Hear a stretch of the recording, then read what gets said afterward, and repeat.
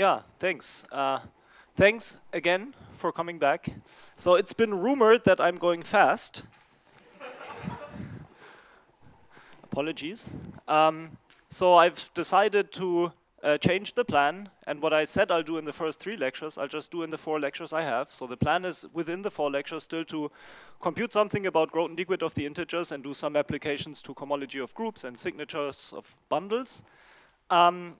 And so for those of you who are unhappy about then me not talking about PD complexes or manifolds, I offer that I'll be here on Friday afternoon. My flight is at 7:30, so I'll hang around here anyhow till, I don't know, maybe 5-ish or so. And you're welcome to come to me and I can tell you more about what I intended to plan on Friday. I don't want to sort of push upon you to actually come. This is just an offer for those of you who are interested in what I will now not officially talk about. But I think it just makes more sense to spend the time we have on these first 3 lectures. That was a tough 3 lectures anyhow, so spreading that into 4 I think seems like a good thing. Okay, so taking that, let me reconvene with what we did yesterday and the day before. So there's this basic invariant of Poincare category C copper that is the space of Poincare objects. An object X together with a point in copper of X satisfying Poincare duality. And then I've told you that you can construct new spaces, the Grothendieck space, which I've defined as a loop space of the geometric realization of a category that I suggested to think about as the cobordism category. So objects are really objects with Poincare objects and morphisms are cobordisms. And I indicated to you how to write that as a Siegel object by means of this Q construction. And I didn't go in all details, but okay. So that's something that we had. And then I indicated or explained that and this is where this kind of shift came from. I said this is a Q construction on sigma, blah, blah. I indicated that a Poincare object in here can be thought of as a cobordism from 0 to 0, and hence gives rise to a loop in this cobordism category, based at 0. That provides to you a map from the space of Poincare objects to the space Grothendieck of C copper. And I also constructed for you a space curly L of C copper, which I suggested to think of as the space, the cobordism space. And in an analogy to geometry, the intention would be that the space LC copper has more accessible homotopy groups than the realization of the cobordism category. In geometry, this L space ought to be something like a space whose homotopy groups are cobordism groups in every dimension. There's an explicit description in terms of cobordism groups. And L theory ought to be of the similar nature. We don't know this yet, but we'll see how to deduce it from the things I've told you yesterday. Alrighty, so this is what we have.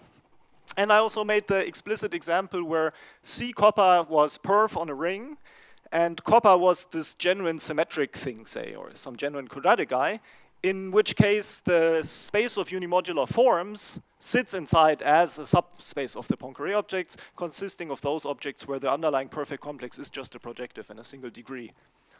And then I told you that in this particular instance, this space turns out to be the group completion of these unimodular forms.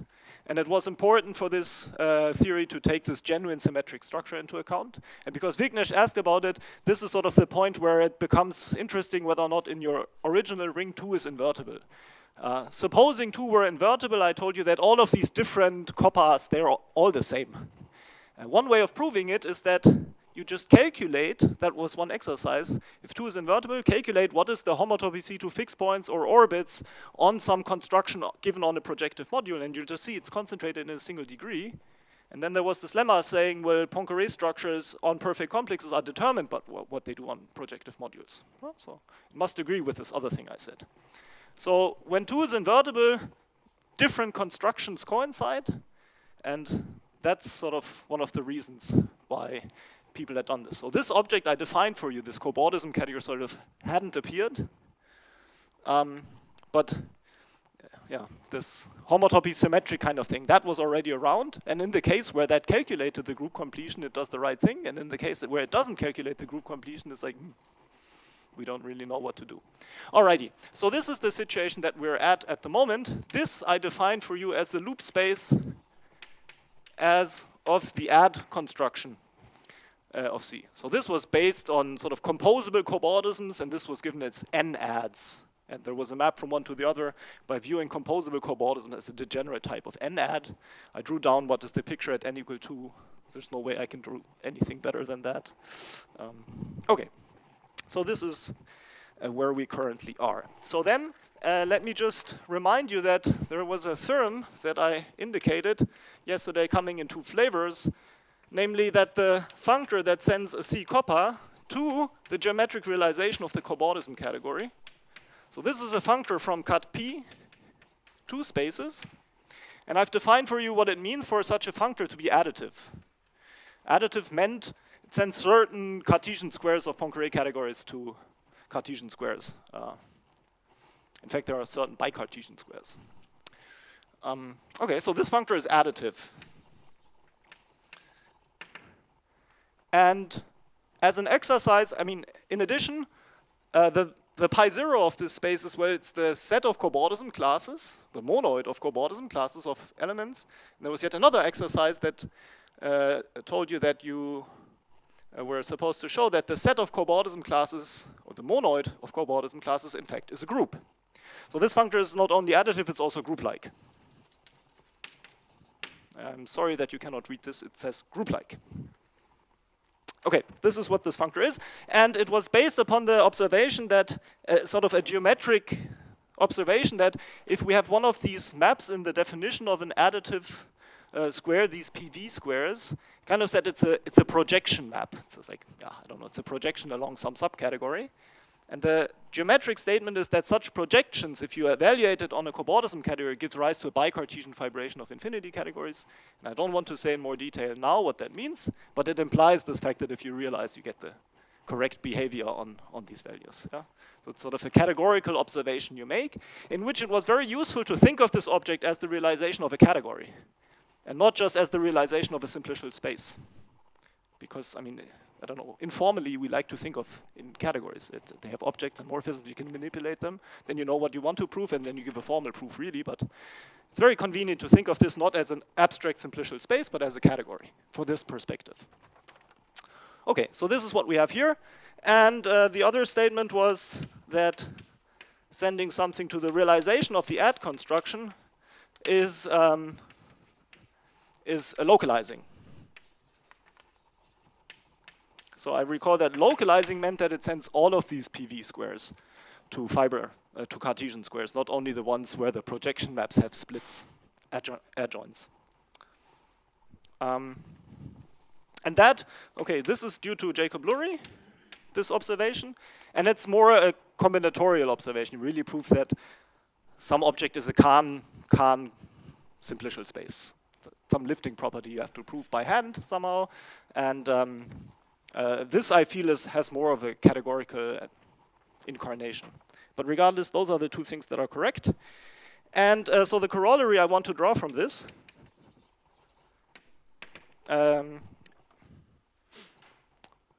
yes, one of them is already on the board. It says that the corollary is that GW is group-like and additive. Why is that? Well, GW is defined as a loop space of something. Now I just need to prove that if I have a split PV square and I apply GW, I get a Cartesian square. But I mean, if I apply this, I get a Cartesian square. I apply loops to it, it remains Cartesian. Yes. If I have a Cartesian square of spaces, I apply loops, remains Cartesian. And as Branko pointed out, GW is a loop space of something, so clearly it's group-like. Its values are always groups. Every value is a group, is a loop space, and hence a group. Okay. So this is correct, and L is, it's also group-like, it's additive, oh no, sorry, it's group-like, localizing, as I said above, it's bordism invariant,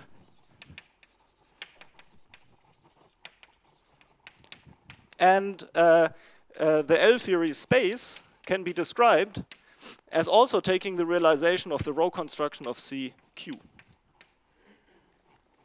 So let me recall for you that this add construction, I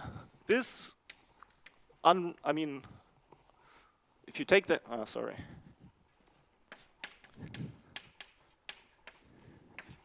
This was, by definition, the loop space of the realization of applying Poink level-wise to the row construction of sigma copper. This is the way I've defined it. So I've inserted for you both in the cobordism, in the GW space and the L theory space, I've inserted one loop in front of everything and one sigma secretly snuck inside the cobordism category, the add construction. I said it's like a queue or a row construction on something where I've put in a sigma on the copper. Yeah, and the statement is, in GW, that's just how it is. There's nothing you can do. You have to put the loops outside, the sigma inside. And in L theory, they cancel out. So it turns out that L theory can be calculated as the realization of taking Poink to row of C copper and not taking loops and not take sigma of copper inside. That's sort of maybe a more familiar thing. So these two, I'll leave as exercise.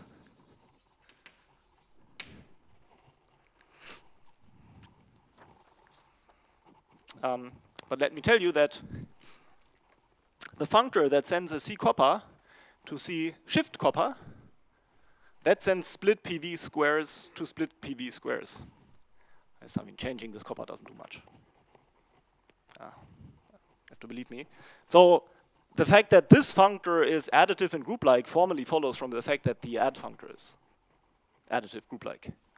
So you can use that and some of these split PV sequences I wrote down as examples last time to convince yourself of the fact that this is correct. Together with the Bordism invariance, in which I told you you're allowed to Bordism invariance for a functor that's group-like and additive, in particular maybe group-like localizing, can be checked on vanishing on metabolic form, metabolic categories, or vanishing on hyperbolic categories. So you just have to stick in one of those and see what you get, and then calculate this. Okay, so we can work this out.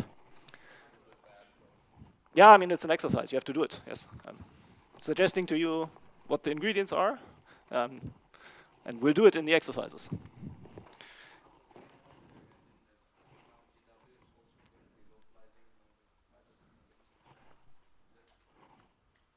We'll come to that. Yes, we'll come to it. So, okay, what Kaif is spoiling is that today we'll calculate the fiber of this map, and then we'll give it a name that sounds familiar, and then I'll just tell you that fiber is also localizing, and from which we will deduce that the GW space is also localizing. Yes, yes, that's correct. Okay, so here is a proposition, and okay, the situation as of now is, I could go two ways from here.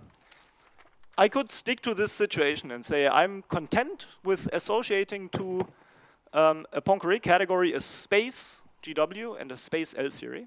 And it will be extremely convenient for us to not do that and instead construct spectra GW and L theory, of which these are just the underlying infinite loop spaces.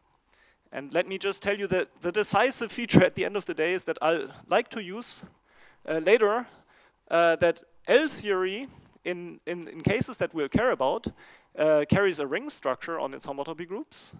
And this ring structure is typically periodic. And now you can all imagine that it's extremely restrictive to map out of a Laurent polynomial ring, and it's much less restrictive to map out of a polynomial ring. Yes. So imagine a map out of a polynomial ring just classifies an element somewhere. A map out of the Laurent polynomial ring classifies an invertible element. And invertible elements are non-zero in rings. Homotopically, this manifests itself as saying, if I take the L theory space, the homotopy groups are in positive degrees, and I have a positive degree element that's there. Delooping this in a periodic way means I make this a unit. And all of a sudden, if I construct ring maps out of this, this element is extremely restrictive where it can go to on the ring maps, and we'll exploit this. This is going to be extremely convenient. And since it's good to know anyhow that these objects can be delooped, I want to explain to you how that works. In principle, if I just wanted to calculate what is the fiber of this map, we could also do it from here. I don't have to introduce these new things. And it would allow me to not use one black box that I haven't explained to you, and I won't explain how to prove. Just so that you roughly have an idea of where the ingredients go. So here's the proposition. I can look at the category of additive or localizing functors which are also Bordism invariant. So this means additive and Bordism invariant or localizing and Bordism invariant. There are sort of two statements here, and both of them are correct.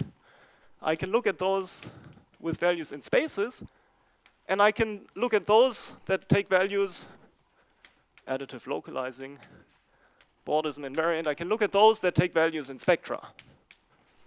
And if I apply omega infinity, the statement is I map the functors that are additive localizing and Bordism invariant to things that are additive localizing or Bordism invariant, essentially because Bordism invariance was determined by means of sending some map to an equivalence. Okay, surely if I do omega infinity of an equivalence, still an equivalence, or given by taking certain squares to Cartesian squares. Yeah, but omega infinity is a right adjoint that preserves Cartesianness of squares. So there is a well-defined functor of this kind, and the statement is that this functor is an equivalence. And I've constructed for you an element in here, so that uniquely deloops to an element here that I'll call L, non-curly L. It's a spectrum value thing. So by design, it's a Bordism invariant functor whose underlying infinite loop space at each value is given by this curly L construction I gave to you. Okay, that's the statement that we're making here. So that's sort of how I deloop the L theory space there. Just observe there's only one way to do it. So there I'm lucky. In the Grothendieck-Witt situation, this is not the case. There is not a unique delooping of Grothendieck-Witt, but there's an extremely preferred one that I'll tell you. So there exists a preferred delooping of the space of the functor GW, say call it ordinary GW, and that's an element in additive functors from cut P to spectra. And a delooping means that if I take omega infinity of GW, then I get curly GW. Yes, that's what delooping means. Preferred, I'll say in a moment, and it's in fact slightly better. So how do I write this exactly? Probably I want to say something like if I take omega infinity of a spectrum, that can be delooped because it's a spectrum. Yes. And I want to say I have a candidate for the deloop of the GW space. It's given by the cobordism construction. Yes. Okay. So I say that there is a preferred delooping of GW in a way that the first space in this delooping is in fact the cobordism space, the cobordism category realized. And then I can move on, and how to move on I haven't explained to you. I just claim that there is a preferred way of doing it. And in fact, it goes as follows. It is given by the suspension pre-spectrum of the curly Grothendieck-Witt functor in additive space-valued functors.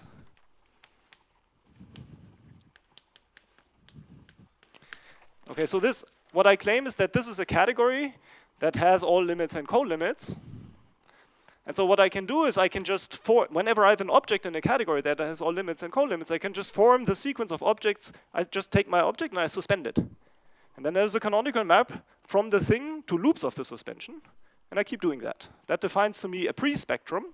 Pre-spectrum for me is just a family of spaces that are connected by maps relating one space to the loop space of the next.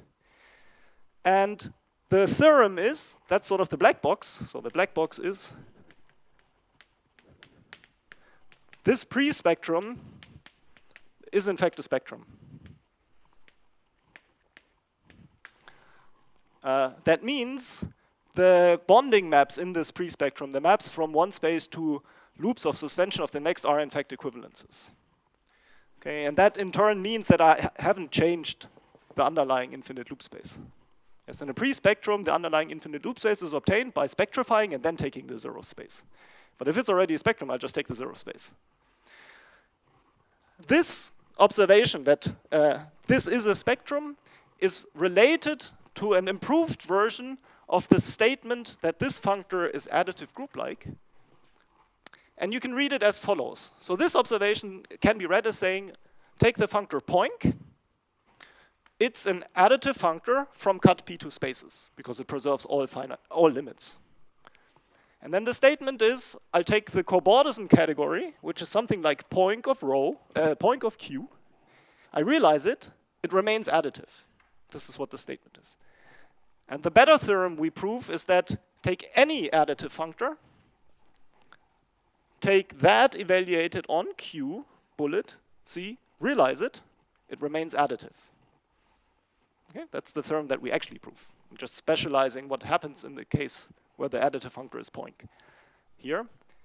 And once you have that theorem, you're allowed to iterate. You just do this construction with GW in place of point, and then you get yourself going.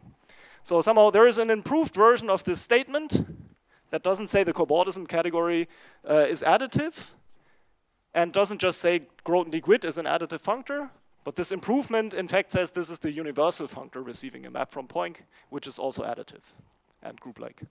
Okay. So there's an improved version that sort of gives you all these things at the same time, that this preferred delooping is a spectrum object. And that's sort of the black box that I don't want to explain. This is really a somewhat technical aspect of the theory, but it's a convenient statement to know. Okay. So, yes, please.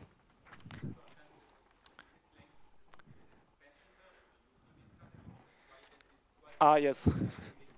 Yes, okay, so the claim is, if f is additive, then taking the realization of f applied to q bullet blank, this thing, this is the suspension of f inside additive functors. Yes, the suspension in this category of additive functors is implemented by taking f on the q construction. And so we call this f on the q construction the f-based cobordism category in this sequence of papers. You can still think of it as a cobordism category based on this input functor f instead of point. And the statement is the cobordism category is the suspension in this category. Yeah.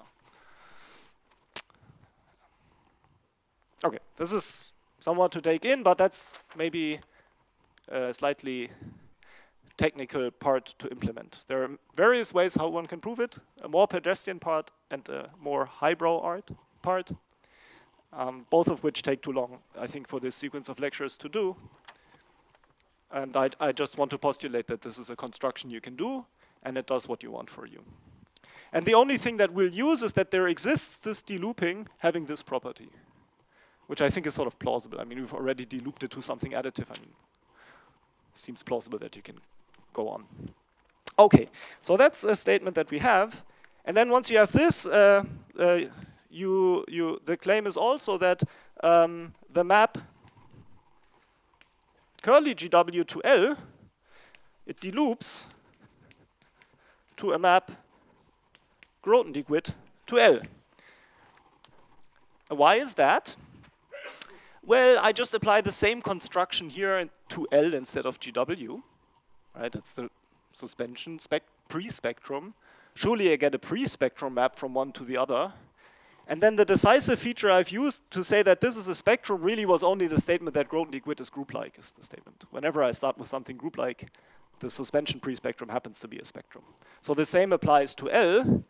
But then the suspension spectrum of L is some delooping of L, so it must be the unique one I have anyhow. There is only one way to deloop L anyhow.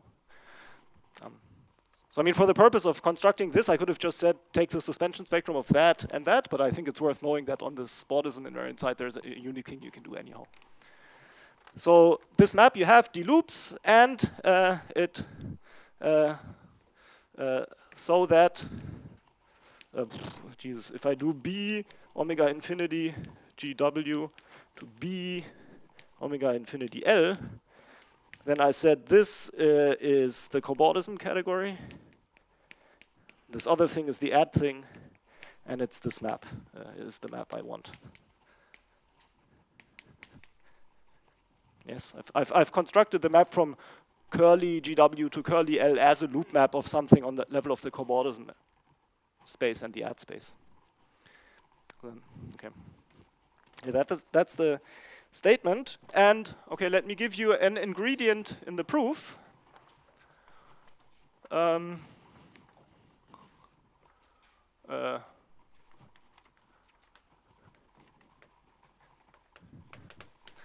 Okay, so how do you prove maybe that something like, yeah, so I want to tell you something about this proof, that this is an equivalence, because it will shed light on something that you will be able to use in this exercise. So how do you prove that something like this is stable? Okay, so the decisive feature is that you exhibit this guy as the stabilization of this. Okay, so this is a category that has finite limits. I can just take, pullbacks of functors that are additive and Bordism invariant. They remain additive and Bordism invariant because everything was a limity condition, so that commutes with limits. So this category has limits, and if I look at what spectrum objects in there are, I just see that there are functors that take values in spectra, really. So in other words, in order to show that this is an equivalence of categories, I might as well just show that this category is already stable. And because it already has finite limits and a zero object, the functor that sends everything to a point is sort of a zero object in here, that allows me to reduce the situation to just showing that the loop functor on this category is an equivalence. So let me do that for you, because that's the thing that we'll use, really. Why is the loop functor an equivalence on Bordism invariant functors? So loop on fun additive or localizing and Bordism invariant functors cut P to spaces is an equivalence. And why is that? Well, how do I form? Okay, let's take an F in here. How do I do loops of F? Well, I do loops of F by evaluating it pointwise. Yes, because again, all these conditions are preserved by finite limits.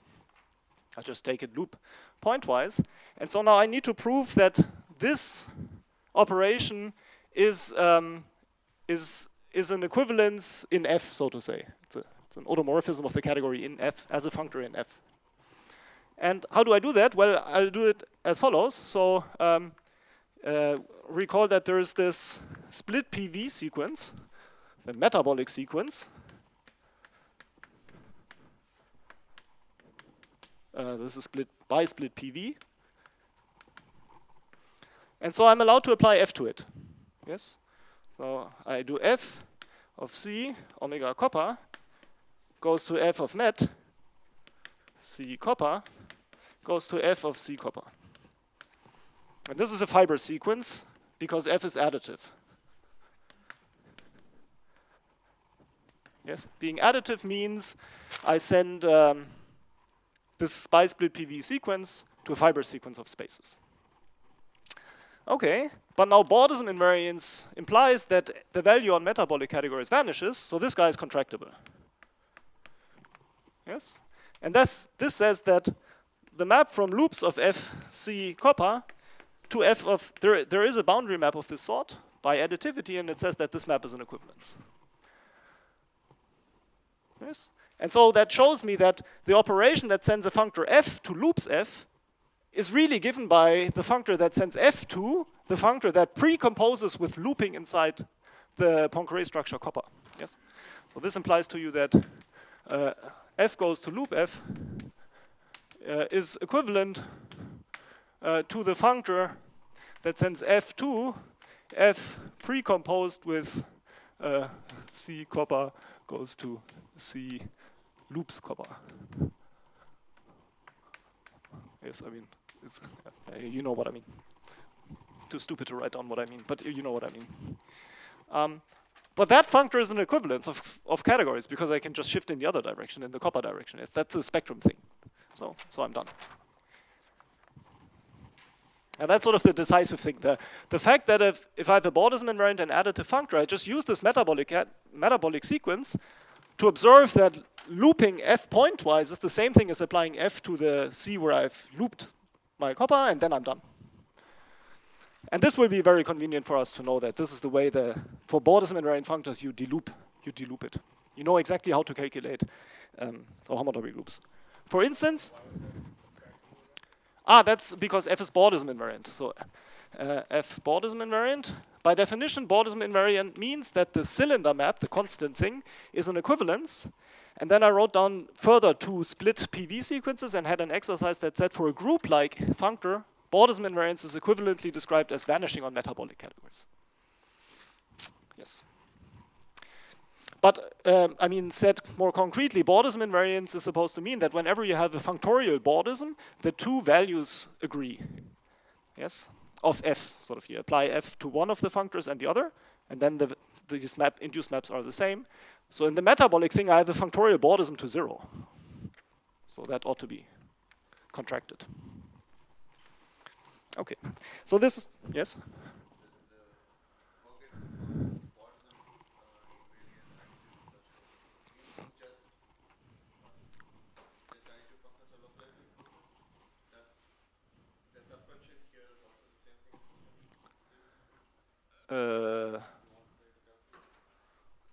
Yes. The answer is yes. But I don't know if, yeah, the answer is yes. But I have to think about whether it uses further input. But the answer is yes. Okay. Yeah. Okay. So this is something that we have. And okay, so with this given, I can prove to you what is the fiber of the map from Grothendieck Witt to L.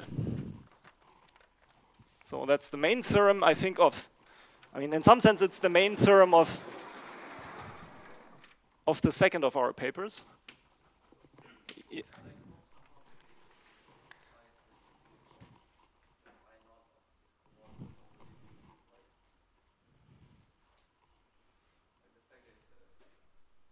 No.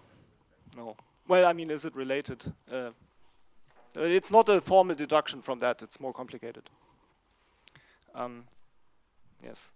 Yeah. The statement is whenever you have a group-like additive functor, the map that I've hidden under the blackboard, which was the map from point to GW, that has an analog like f, any f, mapping to loops of the realization of the f-based cobordism category. And that map is an equivalence whenever f is group-like.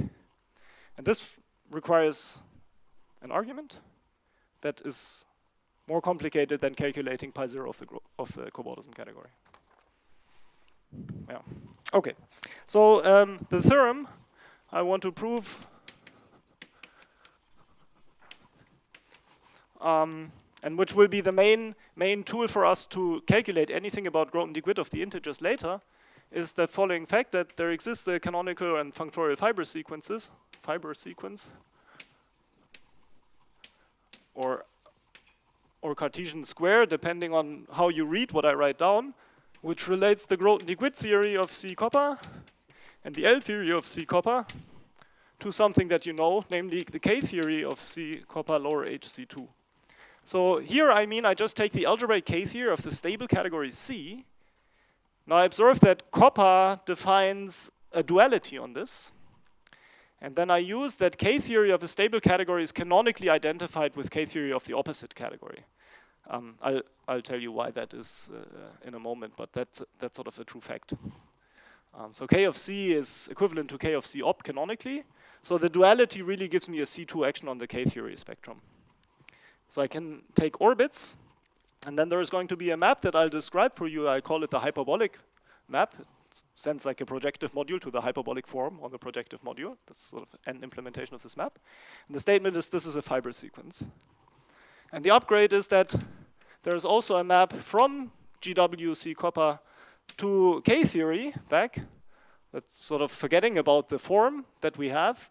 But then you remember that I had unimodular form. So whatever object I have underlying, it's still equivalent to its dual or its opposite. Yes, so I land in fixed points. And the statement is that this canonical comparison map, this composite, is the norm. So it's sort of the thing that, I mean, yeah.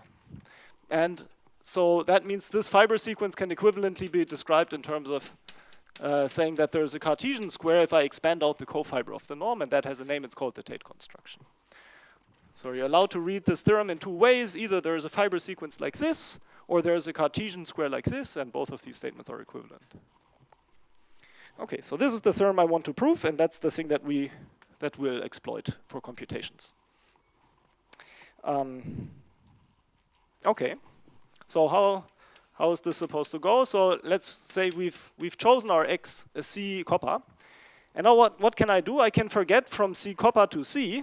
So I forget to C, and then I use this hyperbolic functor and I get back to Poincare categories. Okay, so this is an element in cut P. This is an element in cut X. It's the forgetful functor. And this is hype. It goes back to cut P. And then I told you in, I think, the beginning of the second lecture that this hype functor is both left and right adjoint to this forgetful functor. Yeah. And this implies two things. Namely, for one, because this functor, in fact, factors through homotopy C2 fixed points on cut X, so categories with a duality, you see that this composite functor is canonically C2 equivariant somehow. So this I won't spell out in too much detail, but the statement is hype C is not only a category, a Poincare category, it's really a Poincare category equipped with an action of C2. Well, this means just it's an object with a coherent C2 action. And concretely, the action is given as follows. Objects in here are given by xy. So recall that those are elements in C plus C op. Now, if I want to have a self functor of that, yes, a C2 equivalence, then I need to give a, what can I do? I can only do this. And I can do that because I have the duality. Yes? So notice that on a general hyperbolic category, this maneuver is not fine. Yes, I don't have D. For a stable category, I can build hype C, but I don't have D. I cannot do this. But if I start with a Poincare category, I can remember that I have the duality, and then this upgrades this hyperbolic construction to give it a C2 action. That's sort of the point. Okay, so this I can do. And then it's general blah blah, general categorical, how do you say blah blah in sort of polite? General categorical argument. A general categorical argument says that the co-unit map from hype C to C copper, this is C2 equivariant. Yes, and let's just informally think, why is that? I mean, what does it do on the level of objects? This co-unit will do the only thing that you can imagine it does. So the underlying category is C, so I have to give a functor from C to C. Of course, that's going to be the identity. What else could it be? So I surely take X. Then I have to do something on C op, and there's only one thing I can do. I take whatever I have in C op, I apply the duality and add it. Yeah, and now if I'm really lucky, and you apply the duality to this guy here, then the output is the same. Yeah, let's do this as an exercise. So that's the informal reason for why this is the C2 equivariant. And it's related to the fact that you know from algebra, if you have a projective module, you send it to its hyperbolic form, then the hyperbolic form doesn't see if you've chosen P or its dual. This is just a categorical enhancement of this argument. Okay, so we have this map, and we have our transformation from GW to L. So let's just do that. Let's apply. Okay, so what we do is we apply GW hype C and GW to C copper. Yeah, we're allowed to do that. And now this map is still equivariant. Yeah, because it was equivariant before I apply a functor, it's still equivariant. So now I'm allowed to say I take C2 orbits and I get a map like this. This is a perfectly valid thing I'm allowed to do. And I've only used that GW as a functor. I can do this with any functor I want. And this is a natural construction. So I can write down L here. And I do L here as well.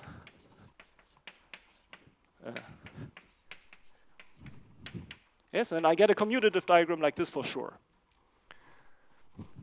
And this map, I'll call hype. I mean, it's probably better to call it GW of hype, but I mean, I'll just call it hype.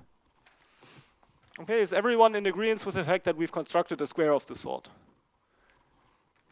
So then let's let's look what we get. We get two things. So first, L of hype is going to be 0 because L is Bordism invariant. Yeah? It doesn't do anything on hypes. Okay, so this guy is 0. If I take 0 and I apply orbits, remain 0. So I've constructed for you at least this sequence with a canonical null homotopy. And now it's a property whether or not the sequence is a fiber sequence. Or in other words, it's a property of whether or not the square is a pushout in spectra. Yeah? And the claim is it is. But I've constructed all data for you that I need to construct. Yes?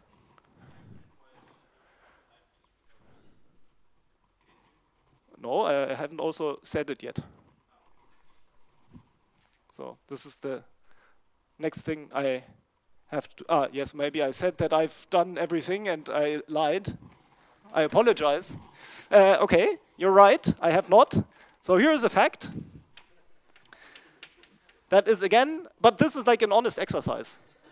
This is an honest exercise that this is K-theory of C, copper HC2. So why is that? Let's just look at the construction on the level of underlying spaces, and then I'll tell you that these delooping stuff do the right thing. This is defined as a loop space of the cobordism category of the hyperbolic thing. Okay, so the cobordism thing was something like apply Q, poink of Q of hype. And now this Q construction was made in a way that it's like a cotensor thing, something. And hype is a right adjoint. These things will commute. So let me put some things on the board. So here, for this exercise, you use that that Q bullet of hype, CQ, is the same thing as taking hype of Q bullet. Yeah, these things will just commute with each other. And then if you take poink of hype is going to be just the underlying core of the category. This is, again, the way the adjunctions work out. So this is just the core of the Q construction on CQ. And then, I mean, this is essentially a definition of K of C. Yeah, it's take the Q construction, realize it, and take its loop space. That's the easiest way to define what K of a stable category is. So you get K of this sort of from this observation, and then there is an actual epsilon you have to do to see that it's compatible with these deloopings, that this remains just the K-theory, the connective K-theory spectrum.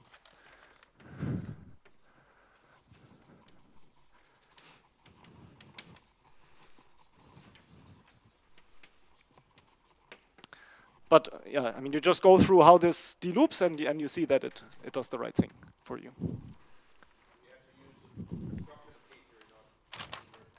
Yes, but that is related to the fact that I've given to you a construction of GW, and I haven't explained to you yet a universal property. The universal property follows from this observation that I made here, this improved statement about something being the suspension, blah blah blah. If you use that, then you'll also, from that universal property, formally deduce the one for G hype. It's just then the universal. Yeah. So from that, you can also prove that it's K-theory. But since I've done everything in terms of a construction, and I wanted to leave out the fact that they have universal properties because it's a bit more involved to prove. And all I need for the lectures are these fiber sequences. I wanted to tell you how to prove these fiber sequences without setting up the whole theory, just setting up a portion of the theory. Yes. So I mean, like paper 1 and 2 are together maybe, I don't know, what, 170 and 150 pages, whatever that it adds up to. And I'm claiming that you don't have to do all of this to prove this fiber sequence. You have to maybe do all of it to have like the full-fledged theory, but to only get this application, you can do less. Okay, so now, thanks. Now we have everything we want, and I claim this is a push-out. Okay, so how do you prove that this is a push-out? Well, you do the only thing that you think you can do.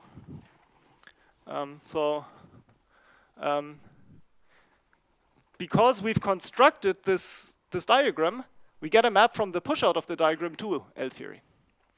Yes? So we get a map of functors, let me call it cofib of hype to L. And the task is to show that this is an equivalence. And you observe two things about it. So one, what is it you observe?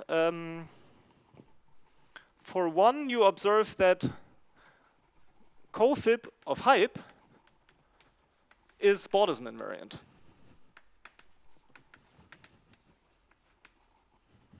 Okay. Let me again leave it as an exercise to do it in detail, but let's go through why that should be so.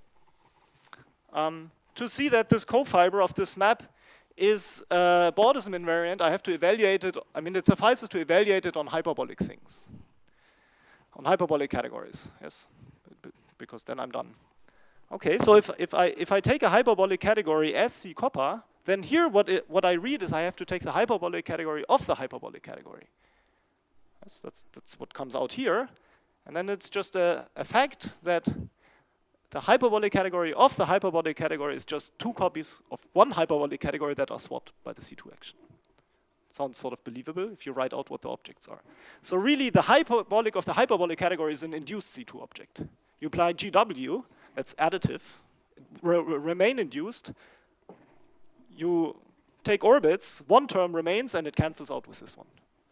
So then the cofiber, you don't see any value on hyperbolic things.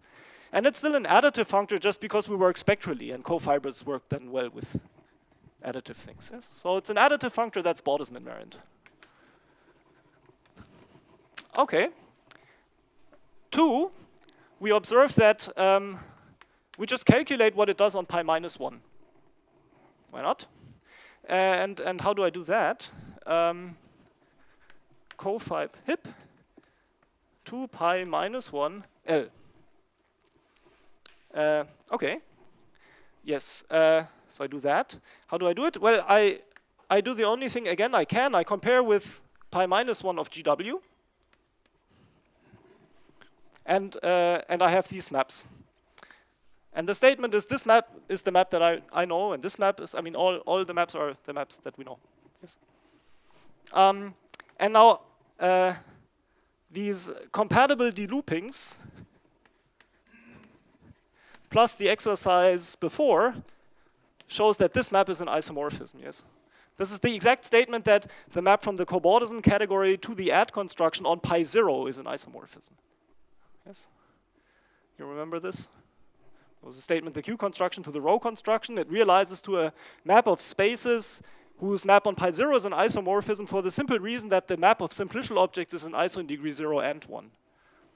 Okay, so this we know, and that's the only reason why I've set up this whole delooping thing, so I can play this pi minus 1 trick. I don't have to. I can also calculate sort of on pi 0, then I don't have to deloop, but it becomes a bit more annoying to calculate the pi 0 thing than the pi minus 1. Okay. But okay, so this is essentially a consequence of the construction, say. The way you construct things proves to you that the map from GW to L is a pi minus 1 isomorphism. But the map from pi minus 1 GW to cofib hip is also a pi minus 1 isomorphism, just because K of C, HC2 is connective. Yes?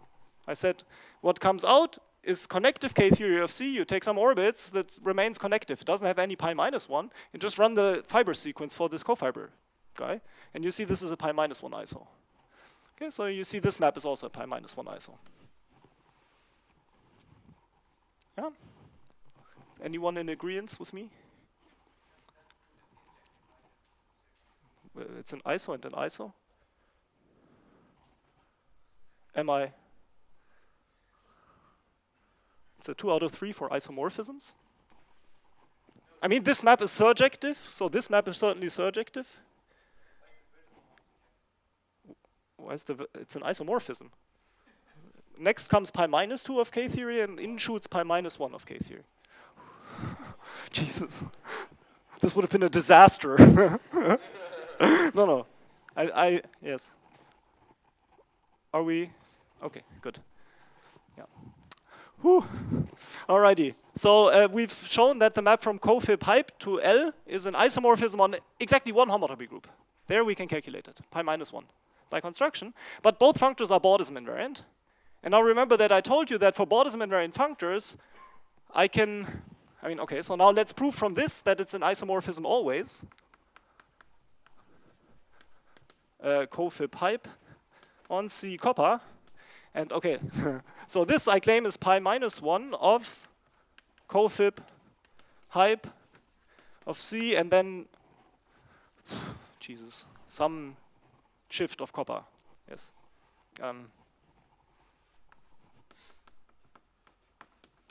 Let me put it like this. I don't want to do this now. Why is that? Well, it's a Bordesman invariant functor. So calculating pi k is the same thing as calculating pi minus 1 of some shift. And then I shoot the shift inside, because that's what I'm allowed to do with Bordesman invariant functors. Yeah, so I just calculate some pi k as a pi minus 1 of some other Poincare category, but on pi minus 1 it's always an isomorphism for any Poincare category. Yes, so then I'm done. So this is all compatible with pi k of L and pi minus 1 of L of blank omega plus minus whatever. Yes, and this map is an iso, and this map is an iso, and this map is an iso, and hence this map is an iso. And k was arbitrary, so I'm good. Yeah, okay, that's the trick you play. Okay, this is what you do. So where am I now? Who knows? Okay, so we've proven this theorem now, I think. Have we? Yes, I've constructed all pieces of data to you. I've told you how to identify, I mean, at least what the input is to implement this hyperbolic map sort of as just apply GW to something. You apply L theory to the same thing, then one term vanishes, so you get this putative fiber sequence. You exploit the fact that the cofiber of the term that you care about is a priori Bordesman invariant, as is L theory by direct computation, and then you do one calculation on one homotopy group and you're good. And at that point, you're free to do a pi minus 1 calculation as I do, or a pi 0 calculation as I didn't do, but it's also fun to work out. Yeah. Okay. So now we have this fiber sequence, and then we can start to get going towards using the fiber sequence to prove something about Grothendieck width of the integers. So how do we do that? Maybe I can, what is the thing? Maybe I can remove this. This may be the least important. Are there any questions about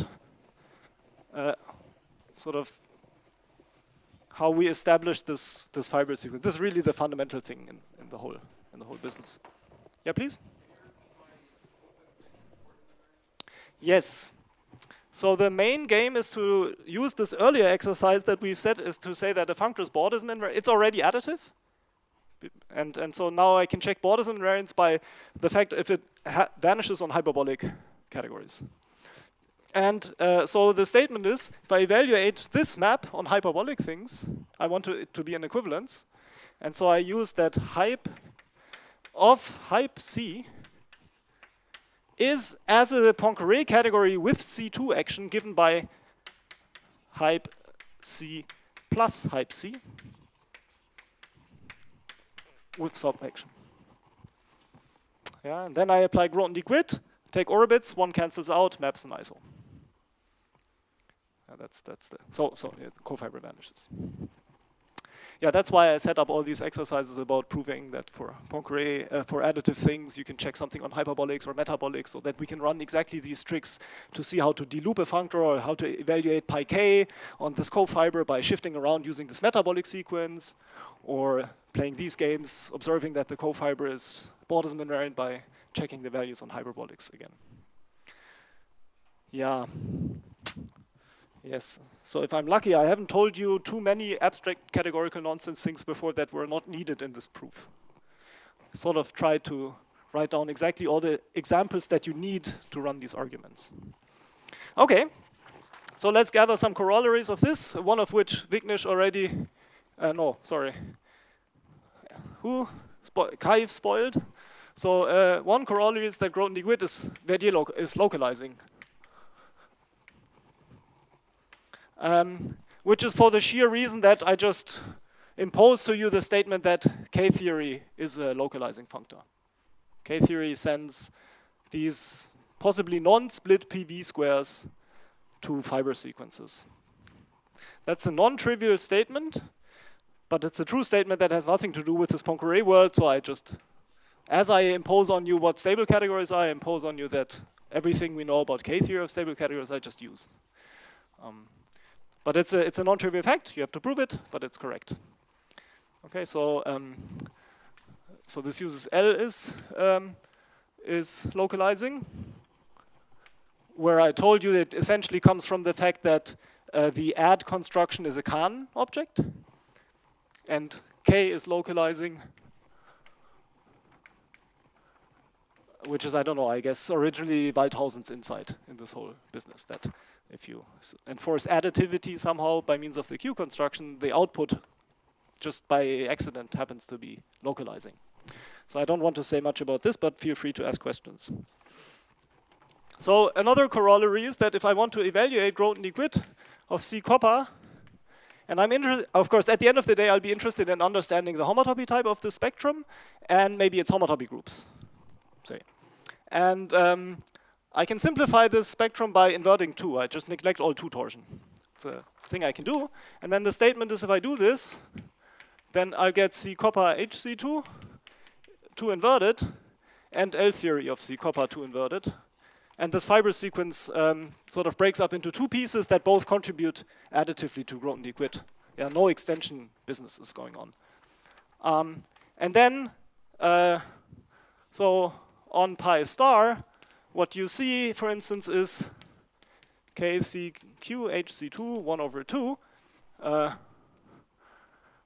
Okay, how's that done? Well, I mean, first, inverting 2 is something I can pull in the orbits. This is a filtered colimit of something. This is a colimit, these commute. So that's the same thing as pi star of K of CQ. Then I invert 2, and then I take homotopy C2 orbits.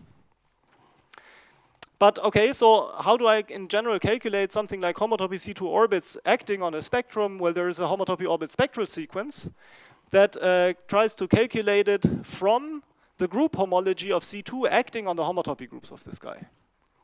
Yeah, but if 2 is invertible, then sort of there are no higher group homology terms. Yes, the augmentation is a flat, well, it's the projective module over the group ring. So because I've inverted the group order, so 2 is the order of C2 here. So because I've inverted it, really the homotopy orbit spectral sequence collapses, and this is just given by taking, it's isomorphic, let me put it like this, because this is the most convenient way to think about it, as I think, is you take homotopy of the K-theory spectrum, you invert 2 in the homotopy groups, and then you just take everything that's fixed by the C2 action. Yes, and this fixed thing is just because orbits and fixed points is the same, because again, 2 is invertible, there is no Tate thing. Yes, the norm is an isomorphism, and it's just easier to think of sub-objects than quotients sometimes. So. Yes, that's why I write isomorphic. I said same. Okay, well, in any case, I mean, it is isomorphic to that, and I think it's maybe instructive to think of it as the invariance under the C2 action on the 2 inverted K groups. Okay. So for instance, let me, yes, so why does this fiber sequence split? It splits because if you invert 2 here, then you can go here and here. So maybe you've inverted 2 on the outside. Then it maps to inverting 2 on the inside. If you first invert outside, you can still map to inverting inside. And then this composite becomes an isomorphism. That's the statement. Okay, so let me leave it at that. So the statement is you just write down a canonical splitting using this map. And that splitting exists once you invert 2. And it's just important to observe that it's not sufficient to map to inverting 2 on the outside, but you have to move that in. But there is a map in the correct direction which allows you to split the sequence. Okay, so for instance, let me tell you what this implies for Grothendieck-Witt epsilon quadratic and epsilon symmetric of the integers. So now this is really, again, the group completion of quadratic or symmetric forms over Z. That was the notation. If I don't write perf or something, then this is just the group completion thing. Well, that is the connective cover of Grothendieck-Witt of perf Z blah, blah, blah. So if I invert 2, what do I get? I'll get something like K-theory of Z. Let me not write explicitly what the duality, but the duality comes from sending a module to its dual. I invert 2 in this K groups. I'll take the C2 orbits. And I'll have to calculate the epsilon genuine symmetric or epsilon genuine quadratic. I guess I should say genuine quadratic and genuine symmetric L groups of the integers with 2 inverted. That's this, for instance, what comes out. And it's a fact, so that this term can be explicitly described in terms of being either KO after inverting 2, if epsilon is 1, or a double loop of KO, if epsilon is -1. Okay? So at least that space is sort of explicit. I mean, this part of the picture is explicit, and this part is what it is, but let me tell you, so lemma, the C2 action. So if I want to evaluate homotopy on this guy, then I told you I have to evaluate the homotopy of K of Z, invert 2, and then tell you what the C2 action is. And the statement is the C2 action is very describable. So the C2 action on pi 2 n minus 1 K of Z and on pi 2 n minus 2 K of Z is given is multiplication by -1 to the n. I mean, okay, C2 cannot act in so many ways somehow, but it's of course important to single out exactly where it acts by what sign. And now again, let's hope that I made the numbers correct. So if n is odd, this guy looks like 4 to n minus 2 with n odd, so that looks like divisible by 4. Yes? And so either you know or you don't know, but it's a fact that the k groups in degree 4k of the integers are conjectured to be 0 and famously not known to be 0. And what this calculation tells you is that for Grothendieck Witt, I don't care. Like whatever it is, the action is going to be by a sign on that term, and it will not contribute to fixed points. Yeah, so at least away from 2, I don't care. And at prime 2, so it's known that these 4 k groups, they don't contribute 2 locally. Yes. So it's like an open question about what primes could possibly be there, and you know it for many primes, but not all. But you know it for 2. And so this tells you that from this point of view of number theory, Grothendieck Witt theory is just easier than K theory. The complicated part of the K theory is sort of thrown out by the involution. Okay, so this already allows you to evaluate this term rationally, say, and yeah, but that's a thing you can do. And I guess I'm over time. Am I already? Okay. Organizers are not sharp enough to stop me. So I'll stop here, and then tomorrow take the time to tell you what to do with the 2 torsion instead, and then do hopefully the computations that go into this remaining thing. So thanks.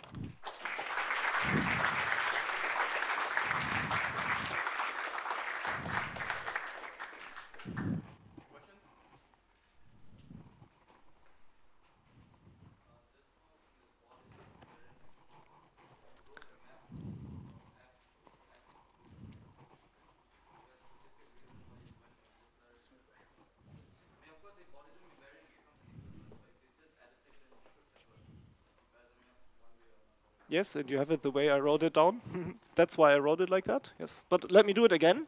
So again, observe that there is C omega kappa, that maps to met C kappa, that maps to C kappa. Now just apply F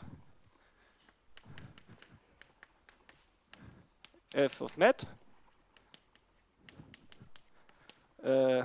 F of C loops kappa, and now loop back. So you get a map from loops F C kappa to that. It's a bit surprising. You'd think you'd map to the loop space of F canonically, but the statement is you don't. You do it like this. This sequence you have for any additive functor. There's always a map from loop F to F of C looped. No. I mean, why? I mean, I think the other map sort of suffers from the fact that some functor you want to write down is not Poincare, only Hermitian. Yeah. Oh, so there's, I think, only this map, and the statement is this map is an isomorphism if that thing is contractible. That's, yeah. Yeah, it's a good point though. It's a bit surprising. The map comes from expanding out the fiber sequence you have once to the left. You're late. Yes, I know. Yeah.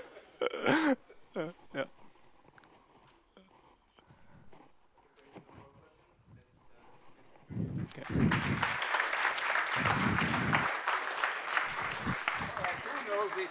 Yes, yes, yes.